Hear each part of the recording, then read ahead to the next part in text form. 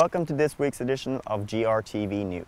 We start out with a piece of bundling news, as Microsoft are now bundling a DLC code for Child of Eden with every Kinect bundle. So you will be getting Kinect as well as Kinect Adventures and Child of Eden, the wonderful musical psychedelic shooter from Q Entertainment, with every purchase, and the price will remain the same. It seems games journalists jumped the gun a little bit this week, as Hideki Kojima tweeted about Bayonetta 2, but apparently that was only a joke. That's a note for all game developers out there: don't joke about game announcements. And we might still see Bayonetta 2, of course. Kamiya said that he would very much like to do a sequel, but we'll have to wait and see if it actually comes to fruition. A game that Sega did announce this week was Rhythm Thief and the Emperor's Treasure, a musical rhythm puzzle game for the Nintendo 3DS. Rhythm Thief sees Raphael, an honorable thief who usually takes a piece of art and then returns it a few days later, as he tries to unravel a mystery surrounding his father's disappearance in Paris. And this game looks a little bit like Elite Beat Agents, for instance, and it will come out early next year.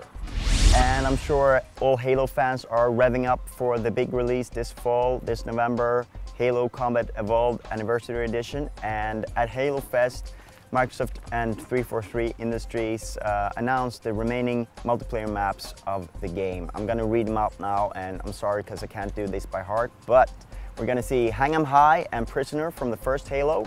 We're gonna see Timberland from Halo PC. We're gonna see Headlong from Halo 2. And we're also gonna get a new firefight map called Installation 4 that's built around an area in the second mission of the game. So we'll get to see some firefight as well in Halo Anniversary. Paradox Interactive announced a turn-based fantasy strategy title called Warlock, Master of the Arcane, at PAX this year. The game is set in Arcane, the world that also plays host to the Majesty games, and it's developed by Inoco, that also did Majesty 2 as well as Fantasy Wars.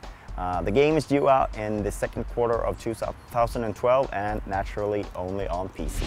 That takes us to this week's short news. Danish Limbo developers Playdead have bought out their investors, and the studio is now fully owned by its founders and managers. Hopefully this means a little bit of added creative freedom.